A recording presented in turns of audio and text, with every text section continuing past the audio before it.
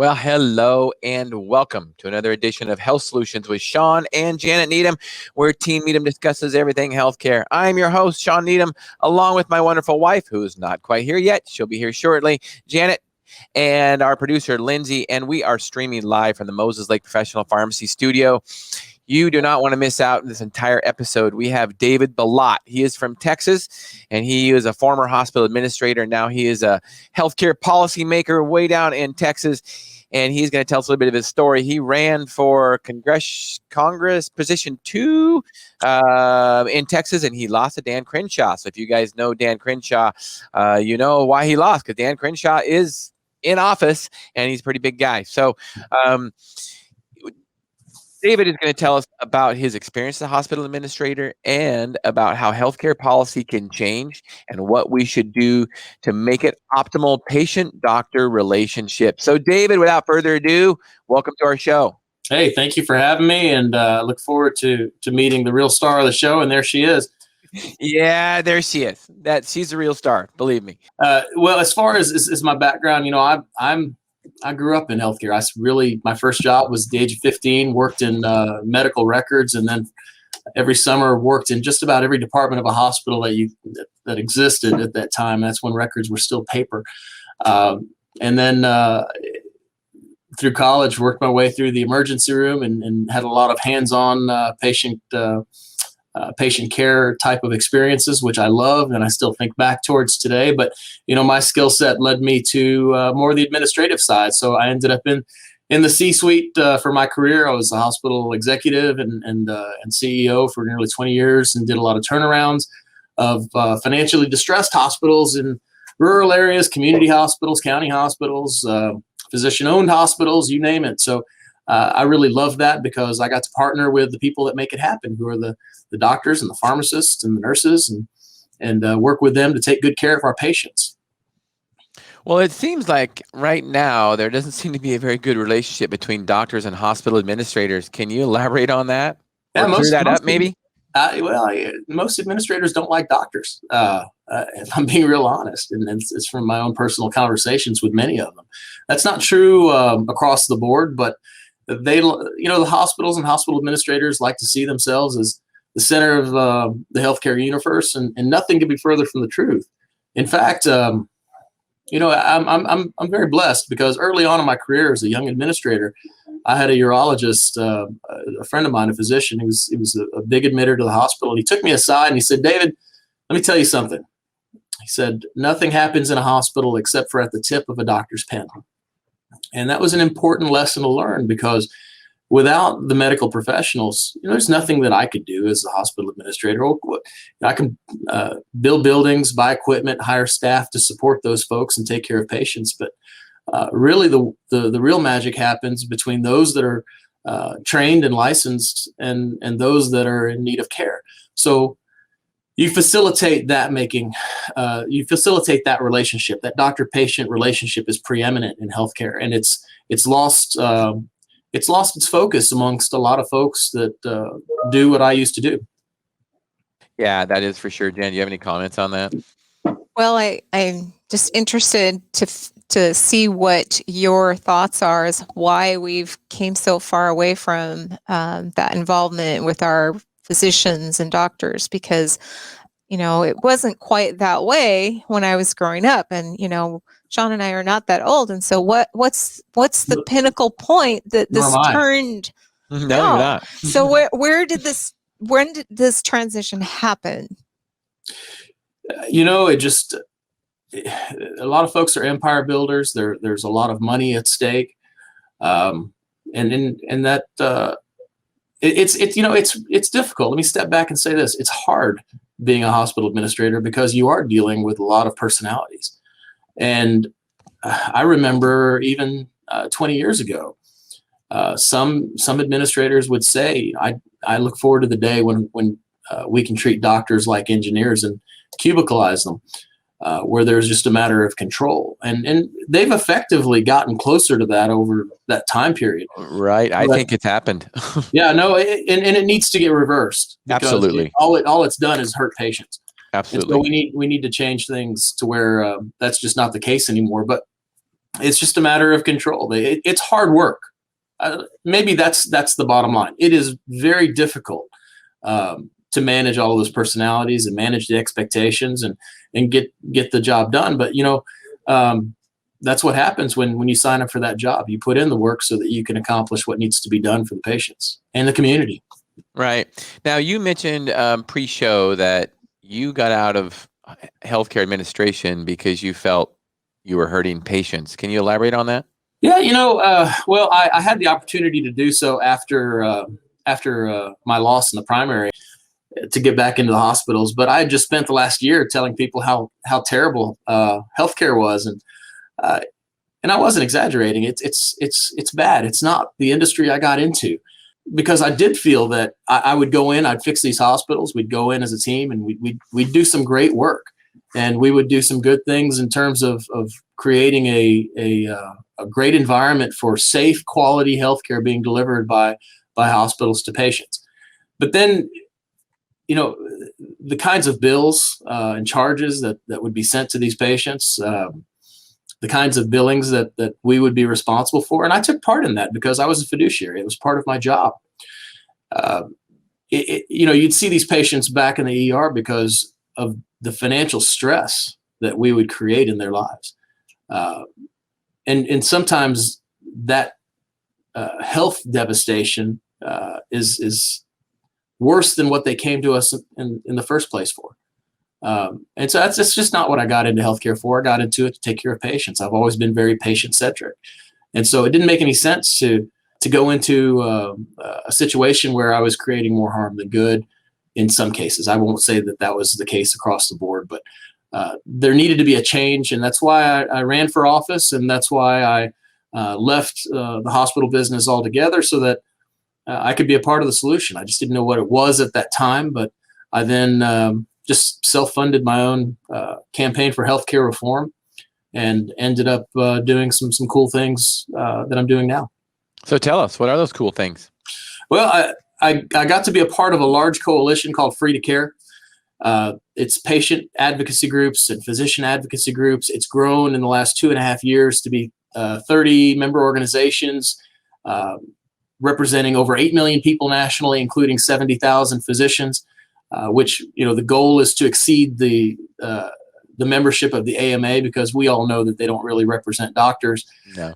And then my full-time job is director of Right on Healthcare with the Texas Public Policy Foundation, and I work at the state level here in Texas, as well as the federal level in DC, and in partnership with a number of other states around the country. So isn't Free to Care, isn't that the one with Dr. Marion Moss? Yeah. Marion is one of our very vocal advocates, and she does a fantastic job. Yeah, we have definitely interviewed her before, and great, yeah, she's definitely an advocate for physician-led care for sure.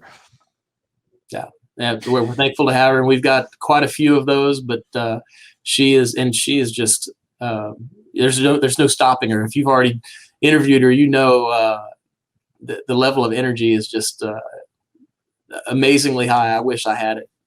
Absolutely. So we're gonna, looks like that's their website right there. Is that correct, David? That is. That's the Free to Care website. Yes. Awesome.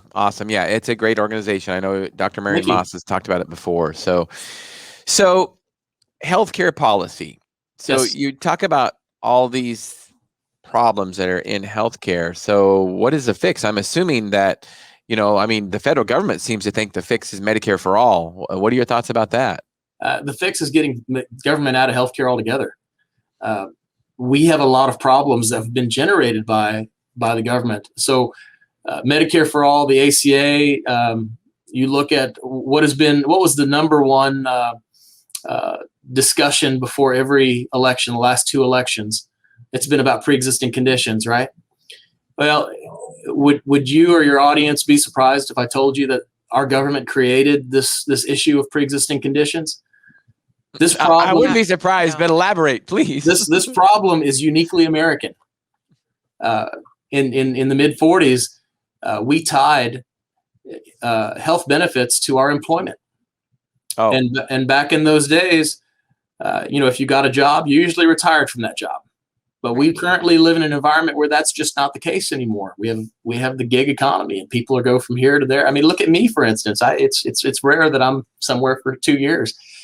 So that would be that's created that problem.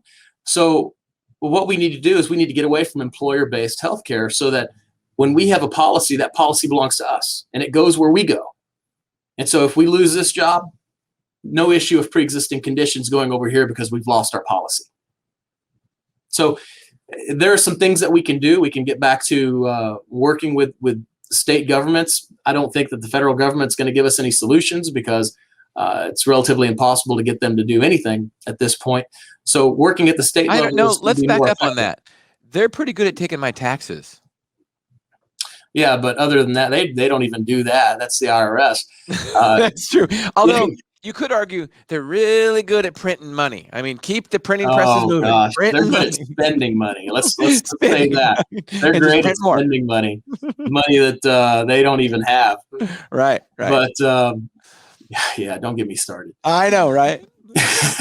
But you're working at the state level. There are options that we can look at that will allow more flexibility in the kinds of benefits that can be offered so that people can have affordable coverage and have affordable care. These are the things that we need to focus on, not necessarily just having an insurance card. I think right now, I talked about the hospital, people thinking hospital is the center of the universe. Everybody else thinks that insurance is the center of the healthcare universe. Mm-hmm. And that's just been detrimental to the nth degree for what it is. If you hear a politician say the word healthcare, I want you and your audience to have something trigger when you hear that. I want you to immediately think they're talking about health insurance. They're not talking about healthcare. So that being the case, Obamacare was not healthcare reform. It was health insurance reform. And we need to get away from the idea of coverage being care and separate the two altogether. And like Dr. Moss says, coverage does not equal care.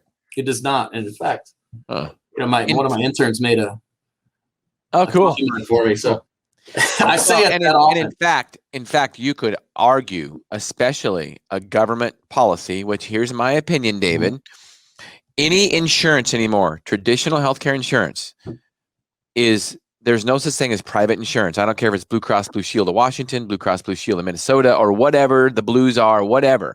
Mm-hmm. There is no such thing as private insurance anymore because it is so heavily regulated by the federal government. It's all government insurance. So people are told what to buy at what price, what to cover at what price. And so you could argue that actually having healthcare insurance, traditional healthcare insurance, actually is a barrier to care. And if you don't believe that, how many people don't get procedures because they're not covered or they got to get prior authorization and it takes months. Whereas if you have a free market, you can get in today. That's right. Interesting. Right. So I'm gonna first of all, I got to say, David, you are preaching to the choir, buddy. So let's not go always back. The case in my field. Let's go back to the 1940s and let's remind people how the government caused that problem. Yeah. Is our wonderful president at the time, FDR, who's considered one of the best presidents ever. I consider him one of the worst presidents ever because his policies affected this country for years and years and years. In fact, still today. We look at Social Security. That was his policy. That was his, socialism policy that is affecting us today, and it is broke. Let's face it.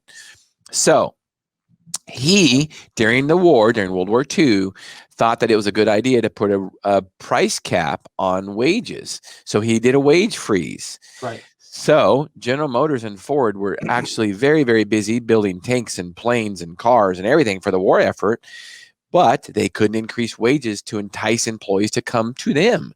So what did they do? They offered hospital insurance.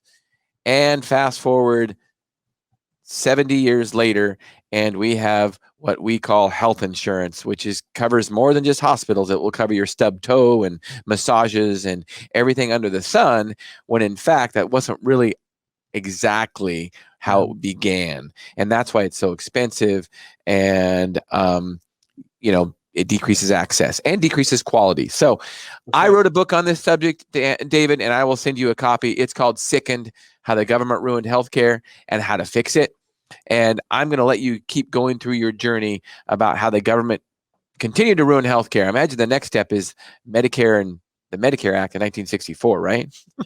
Well, Medicare, Medicaid, the HMO Act of 1972. That's right. Oh gosh, HIPAA, high tech, ACA, you name it. And it's not just the left. It's not just Democrats. For those that are conservatives, every single president, regardless of political affiliation, has put their fingerprints on the healthcare industry, and it's been to our detriment. And so, my position, as is yours, is that the federal government needs to get out. They need to extricate themselves from healthcare. If you look at this, there's a great graph from AEI. It's a think tank out of DC, and they show various industries or services and how they have gone up or gone down in price, and in tracking with inflation. Televisions have gone down. Cell phones have gone down in price. Cars have tracked about with inflation. But you get to college tuition, textbooks, medical services, and the number one that's just an exponential curve is hospital services. It's done nothing but go up. Why? And if you look at all of the ones that have gone up, those are the ones that are most tidily with government intervention. Yes, absolutely. Where the government has created models where they are making payments, like for tuition, and creating loans. What does that do? Well, people see a big store of cash, and they're going to increase their prices because they know the government is going to come in and pay. That's exactly what's happened in healthcare as well. And so they have been the predominant problem. And we complain about the insurance companies and the PBMs and the GPOs, and you name it. There are a number of middlemen, and they do contribute to the problem. But how did they get there? They've been given the license by the federal government. Correct. If in a true free market, those places wouldn't exist. Nor should they, yeah. Because my goodness, look at what we do on a daily basis with our services and our goods from Amazon. How much easier would it be that for us to get those kinds of things from an Amazon type of company without the administrative burden and miring that comes from all these middlemen that really extract a lot of value and money needlessly. Yeah, absolutely. Janet, you have a comment? I do. I want to speak out to providers, especially doctors and other healthcare providers that, Shawn and I gave up working with insurance companies, and we offer cash prices for our products. And not only has it been better for our clients and patients, but our attitude at work. I mean, we're not burnt out. We're excited about coming back to work. And so I feel like we took back our profession just at our local level, and so I guess I'm throwing out encouragement, because as we're looking at the direct primary care physicians and doctors out there, they're taking back their profession on how they treat their patients. And I have a statement to our clients quite often: standard of care does not equal quality of care. What we see sometimes as a standard of care for a treatment may not be the best one out there. And you might be in a big clinic where they are throwing you to their providers and not the best provider that can help you. So, I encourage you to step out of the box and realize that there is other ways of practicing, and it's catching on, and it is totally liberating. We can't tell you the difference it made in our lives of running a business, dealing with our employees and our patients. I can't even describe how good it feels. And let me share with you just a quick story. It's not just the DPC, but like you all, this can be something that pharmacies can do. This is something that labs can do, hospitals, surgery centers. Yep. We know the Surgery Center of Oklahoma, the Texas Congressional Surgery Center. We have a private Facebook group, but anybody's welcome to join. We have people on the left and the right and everybody in between, but it's the Right on Healthcare Facebook group, and people will come on there. We have a lot of physicians, a lot of patients, and I had a couple, an elderly couple that was on Medicare, and she was telling a story about how her husband needed to be on a chemotherapy drug, and even on Medicare. I think it was Medicare, Medicare managed care groups. The drug on a monthly basis was $500, which on their fixed income was significant. That was their copay. And so we have a tool that we offer. It's called our shopping list at texaspolicy.com. And we were able to identify an organization that is a pharmacy, is an online pharmacy that offers generic drugs. And they were able to get the same drug, the generic drug, for $50 a month, a 90% savings. It was life-changing for them, especially with a group that's on a fixed income. So that's the kind of stuff that we can find, especially with a transparent market. And people say all the time, David, what's it going to take for healthcare to be affordable? And usually my response is a little bit controversial. I'll say it's already affordable. You just need to know where to look. That's right. That is true. Right. And, David, I mean, to most patients' defense or people searching out healthcare, they don't know what we know. I mean, Janet and I take these things for granted because we just know how to find these things. So if we want to find an MRI for $400, we can find one.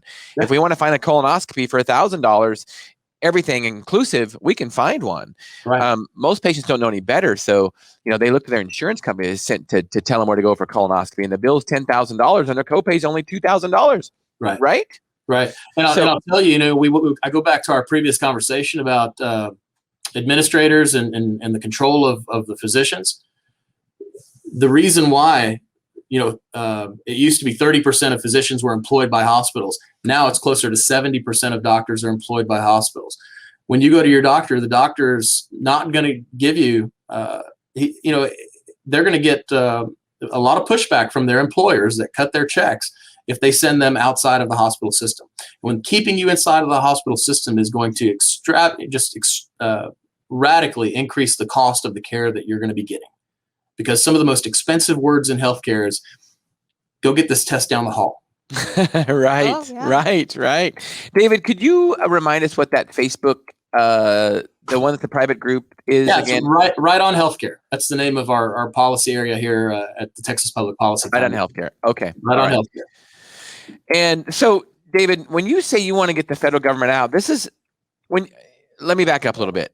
When you say that the left and the right are guilty, I think I'm speaking for Janet here, but I agree 100%. Anytime I want to start talking to a conservative about healthcare, and I ask them, I say, so do you think that Medicare is the problem? And the first thing the conservatives will do is they'll say, oh no, we need Medicare. We need to keep Medicare. It's a good program. And they do that because they know it buys votes. And that's one of the reasons a lot of conservatives will not come on my show, because I will question them that. I will question them about that. And they do not. They know that they are throwing themselves under the bus for their next election when they said that we should get rid of Medicare and Medicaid. So let's go you. Should we get rid of Medicare and Medicaid? Well, thankfully, I'm not running for election, so I give you should we get rid of it? It's not the best program. Are we gonna ever get rid of it? No, we're not. It's here to stay. Can we materially change it where we put the patient and the doctor in charge? Absolutely. And let me tell you a story, because I was in DC talking with the folks in charge, and I said, look, rather than giving the money to the insurer, let's give it to the patient and let them shop. They can do a better job. And you know what the pushback was? They didn't know how they were going to get the information.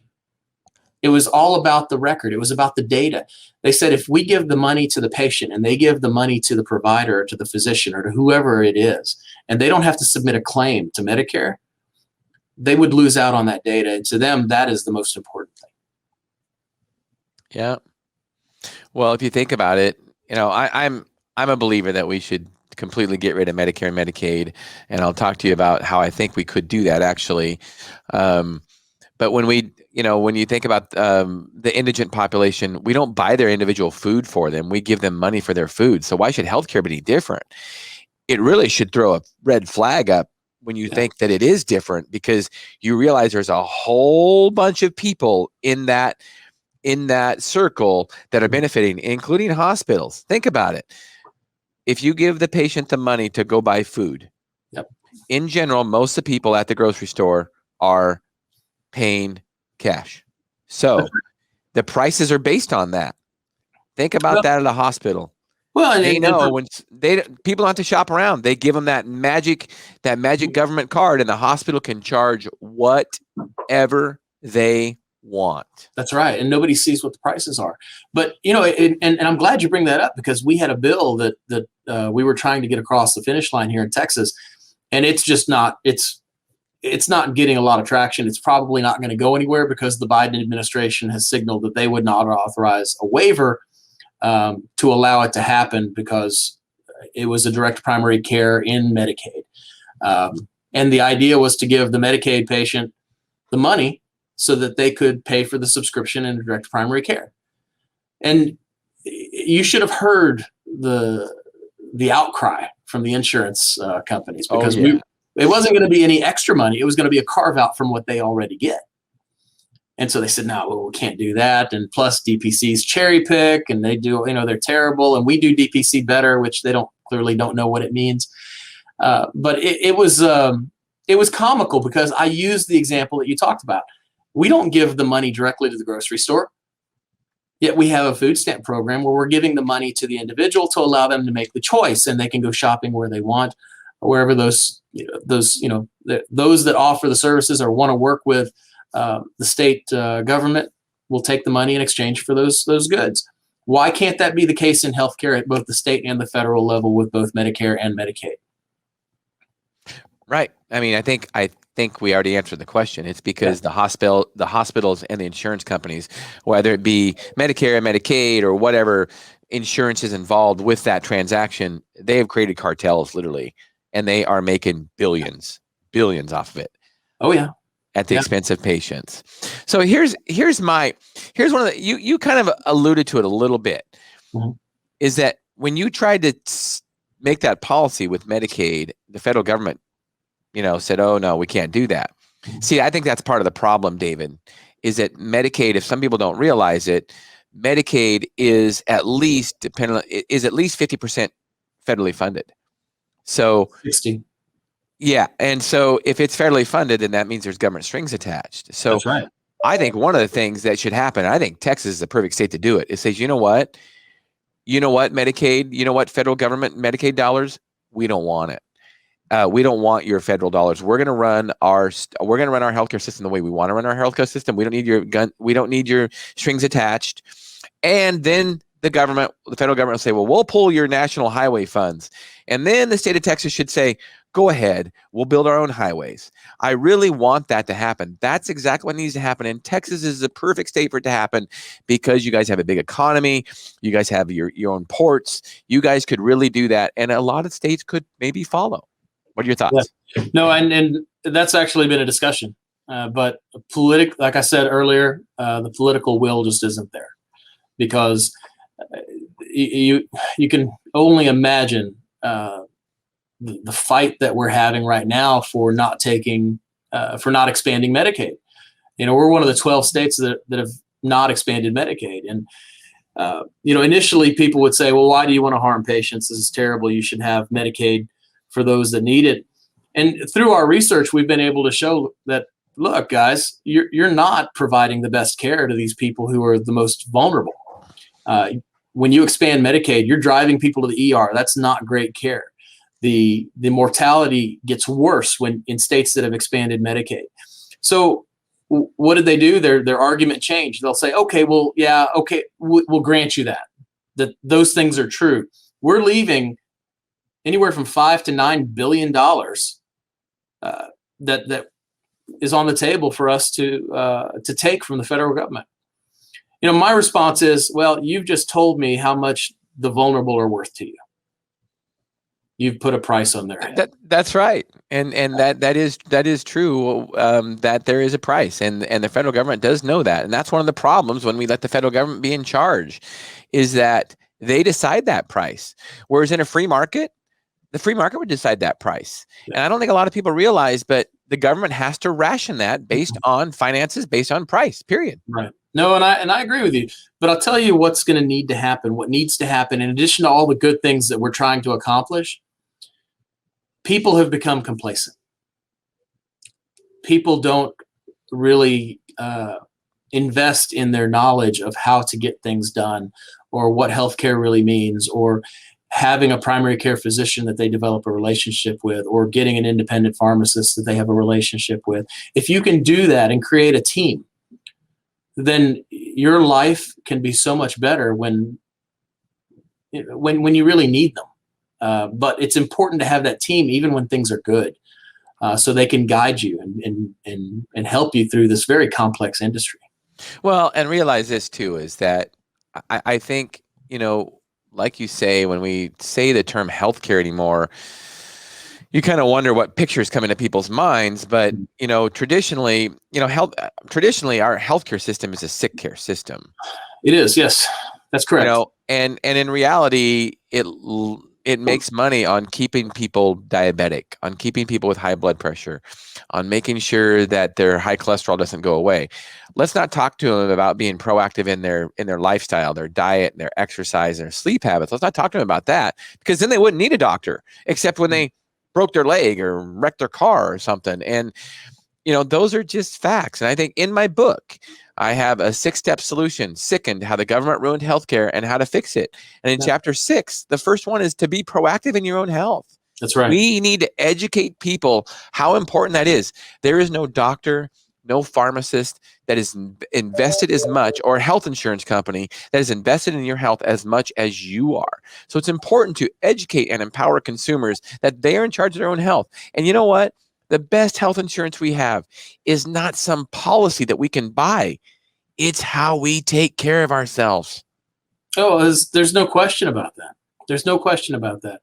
And if I can tell just a quick story, I don't know how much time. Please. Yeah, please. But I'd love to share a story it's very personal to me, because it's about me. I had a situation where I was feeling some pain in my upper arm area, and I thought, well, that's not great. So I called my direct primary care physician, and he had me take my blood pressure. And, after some conversation, he said, David, I really think you should go to the emergency room. And this was on a Saturday, so he and I are having this discussion. And he said, well, let me know where you're going, and when you pull into the parking lot, get me all the information. So my wife is taking me. We get there, we park. I text him, I'm here. By the time I'm inside and they're wheeling me to the back, I hear that the ER doctor's on the phone with my DPC doctor. And the ER doctor comes in, he says, I've just spoken with your physician, and we've developed a plan for you. He's told me your history. I didn't have to tell him all of that. And for the next 6 hours, we're going back and forth. And anytime there was something new that came up, he'd get back on the phone with my doctor, and they would develop a plan that would be updated. It made me feel good. Yeah. Not knowing, anything. I'm not a clinical expert. I don't pretend to be, but I had somebody that was in my corner that I knew that was there with me all along the way. And that is worth more than you can imagine.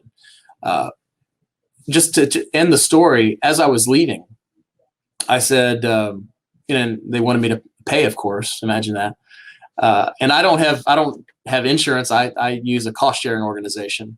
Even though I'm offered insurance here with my employer. Me too. And I go out there and I said, if I had insurance, what would my bill be? Let's just say I had Blue Cross, and she'd look at it and she'd say, well, it would be $1,850 would be your portion. And I said, oh, it's a good thing I'm uninsured, because you're technically uninsured when you're part of a cost sharing organization. She said, except in Washington State. Oh, I didn't know that. Oh yeah, they made a bill to protect the hospitals so they could keep charging what they wanted. They can't give you a discount when you have a health sharing ministry. So next time I go to the hospital, I'm going to tell them I'm uninsured. Yeah, well, I am uninsured, and that's not telling right. anybody. And honestly, David, it's none of their business. It's none of their business how we pay the bill. That's exactly right. Whatsoever. But here's the thing, Shawn. Guess how much my rate was for being uninsured? Well, first of all, it sounds like hospitals are a lot cheaper in Texas than they are in Washington State, because you said that your portion would be $1,000. So I'm assuming that it would have been. It was $1,850. It was what? $1,850, nearly $2,000. Oh, would be your portion. My portion. Okay, that means the bill was $10,000. I'm guessing cash you paid $1,200. $750. $750. You know what? I should have known that because it's about, it's about 10-1. If you look at the cost of the the Surgery Center of Oklahoma versus a traditional hospital, it's about 8 to 10-1. Yeah. I mean, complete ripoff. First of all, David, I'm glad you shared that story. I'm glad you have a DPC physician. The physician-patient relationship is so important. I think one of the only ways you get that nowadays is not through corporate healthcare. Not through big, huge companies. You need an independent physician like a DPC that they can sit there and they can advocate for you. That is awesome that happened. And you ended up saving lots of time, lots of money. And you got to decide what your treatment was. Some insurance company didn't. That's right. Right. There was a lot of freedom there. Yeah, and liberty. Yeah. And one of the fixes in my book, one of the 6-step solutions is health sharing ministries. I don't believe health insurance in general is a fix at all because the federal government has their pockets too deep in it. I believe a health sharing ministry, and they're affordable, and we get to decide where we go to the doctor and how much we pay. We get to do that.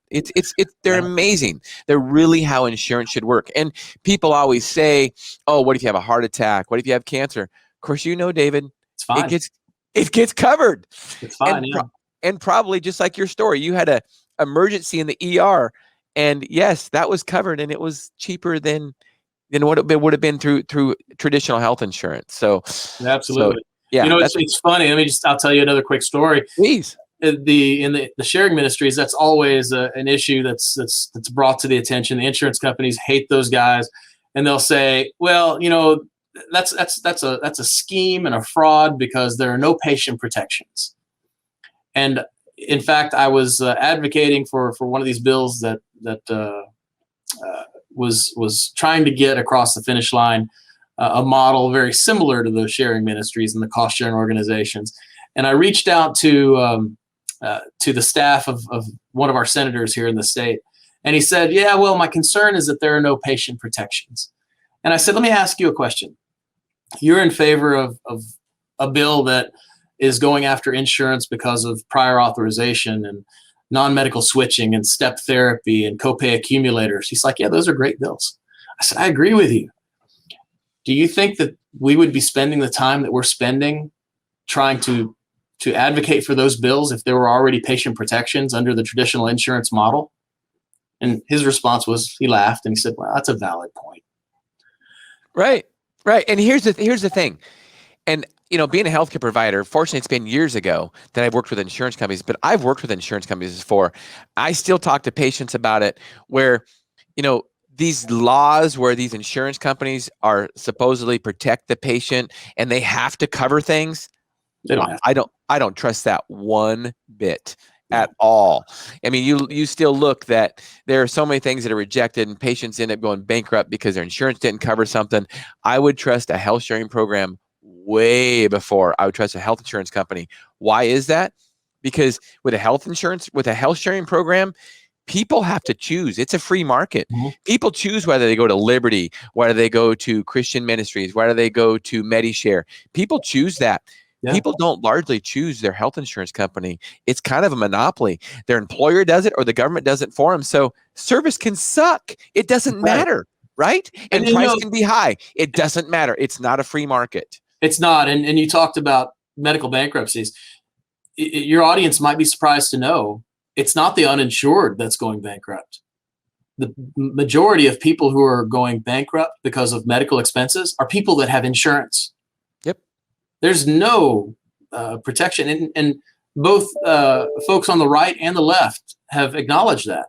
The group that is going all in on Medicare for all have said the ACA has not prevented this. Because so what if you've got an ACA plan that's $10 or less, and a lot of times it's free to the member. If you've got a $5,000 or $6,000 deductible, it may as well be monopoly money because most Americans don't have $1,000 in their bank account. Right. But if you can get, the equivalent of what a deductible would be, I think mine is closer to $1,500. Which is something that is manageable.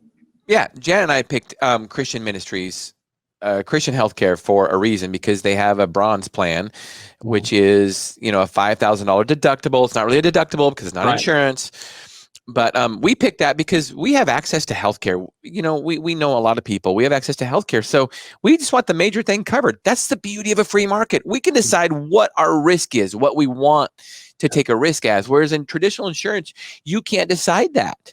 So, you know, and we've had claims. My son broke his leg, shattered his leg last May, and it was a disaster at the hospital and the billing issue and all that. But the reality of it is, here's the cool part. I did negotiate a discount with the hospital. Thank you for that. I'm glad they did do that. It was like pulling teeth for sure. It took months and months and months. The average Joe, I got to tell you, I know how to navigate the system, and I'm not afraid to stand up. The average Joe, they would have paid tenfold what they should have. And here's the thing, Christian healthcare, I negotiated a $9,000 discount. Christian healthcare waived my $5,000 deductible. So in theory, it ended up costing me nothing. Now, I don't like saying that because I put a lot of work into it for that, but it's because I had skin in the game. That's one of the things. If people don't have skin in the game, if something's going to be free to them, like Medicare or Medicaid, it's never going to be good quality. It's never going to be good service, and it's always going to be high price. Right. Unless you're going to put the time and energy into learning and advocating for yourself, I think you're abdicating your right to complain about it. True. And here's one of the things about that, David, is that unfortunately, when the government takes over anything, whether it be our healthcare system, whether it be our government schools, I don't call them public schools. Let's call them what they are. They're government schools. They're not public schools. In a public place, you decide where you can go. The government tells you where you go based on where you live in a public school. So it's actually a government school. And that's one of the reasons is the price is high, the service sucks, the quality sucks. Nothing personal. I'm saying just overall. It's kind of like healthcare when the government's involved. So, but here's the thing, is that if the government is taken out of that equation, then you have a free market and people can make their own decisions and everything gets better. So I got a comment. So you said there's no way to get rid of Medicare and Medicaid. And I say in my book, I actually have a special chapter on it, chapter 7. It's not part of the fix, but it really is part of the fix. But I didn't put it in the 6-step solution because it is a very difficult one. Here's the first one I say that the states have to do. Opt out of the Affordable Care Act. The states can do that. Mm-hmm. Opt out of that. And the state, that's probably the first step. And then the second step is, and I've never had a congressman answer this question for me, but they say, oh no, Social Security is here to stay. Medicare is here to stay. And I say, well, they're unconstitutional. Show me in the Constitution where the federal government should be involved in these programs. And they can't, of course. They can't, no. Article 1, Section 8. There's nothing right. It is, if it's not explicitly expressed, then the Congress can't do it. Now, they always go to the general welfare clause, general welfare of the people. Here's what I got to say. Stealing from me or anybody to give to who they see fit is not in the general welfare of people. No. That's my opinion. So, but I love that we have an example of prohibition in this country, prohibition of alcohol, because this is what I take them back to. I said, well, guess what? I bet you the same thing happened back in the 1920s when alcohol was prohibited. Mm-hmm. I bet you there were congressmen saying the same thing, that, oh, it's here to stay. We can't stop it. And we did a constitutional amendment to stop it. So why can't we do the same thing with Medicare? Let's say you, David. Why can't we have a constitutional amendment? Like I said, there are a lot of things that can be done today, Shawn. There's just not the political will. Let's go to something that you probably know a little bit more about than I. PBM reform. You know how to get rid of PBMs? Repeal a safe harbor that they have from the anti-kickback statute. Yeah. There's an anti-kickback statute. They were basically given a get out of jail free card to say, yeah, you guys can conduct kickbacks. You guys can have a model that's akin to the mafia. Go ahead and do that. And then they're going to complain about the cost of medication going through the roof. And I've had people say, well, David, what are we going to do about drug prices? Well, I've told you. Let's start with this. Let's talk about the rebates. And the response, one of the responses, believe it or not, and I'm not going to tell you who said it, but was, David, campaigns are expensive. So there is no political will. If you can't even fix the rebate issue, you're sure not going to fix Medicare and Medicaid. Right. And here's one of my things, because I'm a grassroots kind of problem solver myself. Mm-hmm. It's kind of like, if people want to fix healthcare, the first thing they got to do is they got to fix themselves. Right. And that's why it's number one in my 6-step solution is people need to be proactive in their health. And number 5 actually is that physicians and healthcare providers, they need to get out of the rat race. They need to stop being accessories to the crime, and they need to have a direct relationship with their patient based on cash, not based on any insurance company. That's essentially what it'll fix itself, in my opinion. Direct primary care is a perfect example. Will Medicare and Medicaid always be there? I'm an optimist. I'd love to get rid of it, but I don't know. But, it might be. But still, there's a workaround. And here's my opinion, David. Actually, this is fact. The free market always wins. Mm-hmm. Always eventually wins. So that's why I think one of the ways to get rid of PBMs is pharmacies quit getting in bed with them and just start telling them, no, we're not gonna be in bed with you. I mean, they're using pharmacies as a mechanism. Now, here's one of the issues with the anti-kickback is CVS owns their own PBMs. I mean, right. Talk about a conflict of interest. I mean, holy smoke. That's exactly right. So anyway. But that's a challenge for every independent pharmacy to do that. It is. It's because when you're the only game in town and your patients rely on you providing them with a certain brand name, if you're not playing with the PBMs, you're not going to be able to help them. That's right. And in a lot of cases, they're just not able to keep the doors open. So I really feel for a lot of those guys.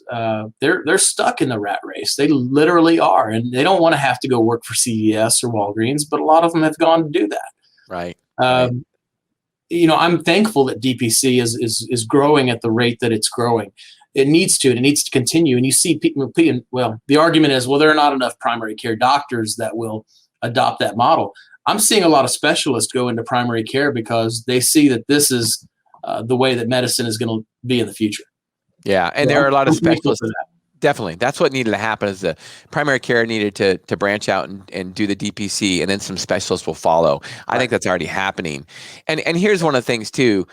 I think it is the future. I mean, and it is now because there are so many people, in the corporate healthcare environment, when I mean physicians that are disenfranchised and just getting out of medicine totally. So it's either they do something like that or they get out of medicine totally. And here's what's interesting too, when you talk about there's not enough primary care doctors. I think what's interesting about that is I think when you look at it, and being a hospital administrator, you might know this, but when you look at a DPC doctor that doesn't deal with insurance and stuff, how efficient they are compared with an in-house hospital doctor that is owned by the hospital, how inefficient that system is. So DPC doctors can take care of a lot more patients than a doctor inside a hospital group. Is that correct? That's absolutely correct. Now, are they taking care of that many people in person? Probably not, but they're still taking care of them. Most of my relationship is online with my physician, but that doesn't mean I'm not getting the care that I need. Well, and what drove that? The patient drove that. The free market drove that, and technology drove that, and of course, price drove that. That's okay. That's what happens in a free market. And I remember with this COVID thing last year, these corporate environment doctors were bragging that they could do telehealth visits. Well, DPCs have been doing that for years. Oh yeah. It's a primary staple of direct primary care is general medicine. And the reason why, and many people may not know this, you mentioned something earlier that a lot of people don't understand is we don't have a healthcare system. We have a sick care system, meaning that it's reactive. The reason why a doctor doesn't text with you or email with you is because in order for them to get paid, they need to see the whites of your eyes and have a diagnosis, which means you're there for something, and what their treatment is going to be. With direct primary care, that's not necessary because you have a relationship with that doctor. You're paying him a subscription rate. He doesn't have to deal with codes. He or she doesn't have to deal with codes. It's not about the coding system that has bastardized this industry thanks to the AMA. Yep. It's about what are my goals? What do I want to achieve? And how is this person that I've decided to partner with, how are they going to impact my life and share with me information that I need? That's right. Amen, brother. So, David, as we wind this show up, I just have to ask you a question. Yeah. What drives you? What do you have a passion for? People. Like I told you, I did a lot of patient care. Even as an administrator or a CEO, I would spend a lot of time in the ER, in the OR, on the floors, and I would go meet with the patients because, sitting behind a desk is not what I ever wanted to do. So I've held people's hands. I've seen the problems that they've had with getting the care that they need. People with their newborns and they're sick and they don't know what to do, and it's their first child, and they're in the ER, and these are the stories that drive me. I'm thankful to have had the career that I've had. Being in the hospital, I loved it. I still do. I wish I was there, but my time is better served what I'm doing now, in trying to get some semblance of sanity back into that industry. And I hope and pray that I can do that for the sake of what I feel that people really deserve. Well, I think you're making headway, David. Thank you so much for doing it. It's obvious you do have a passion for it. So, yeah. So if anybody wants to get a hold of you or has questions, what's the best way to do that? Well, I'm pretty active on Twitter. They can reach out to me at David Balat HC for healthcare, DAVID BALAT HC. That's on Twitter. Right on Healthcare. You can join us there. Please feel free. And you can go to texaspolicy.com, and there's a way to get a hold of me on the website there. And that's where a lot of our publications, all of my publications, will be there. So feel free to go there. We do have, you talked about the history of healthcare. We did do a research paper on, it's called A Brief History of Government Intervention in the Healthcare Industry. It's not very brief. It's about 28 pages, but it does talk about the wage freezes and how we have health insurance functioning the way that we do today. Awesome. Well, we're streaming some of your stuff. I hope people reach out to you because you are definitely an expert in this field on healthcare policy, and I appreciate you being on today, David. Thank you so much. You really achieved our goal of educate and empower consumers about healthcare. So thank you so much. Well, thank you, and I appreciate what you do as well. Yep. So hang on the line because I want to talk to you afterwards after we're not live anymore. And tune in Thursday for our midweek podcast, 8 a.m. to 9 a.m. We will have Dr. Ross Carter on, and he will be talking about regenerative medicine and stem cell therapy. So you don't want to miss out on that one. David, thank you for being on. Listeners and viewers, thank you for tuning in today. I really appreciate you guys so much as this ever-growing podcast. So thank you so much for listening.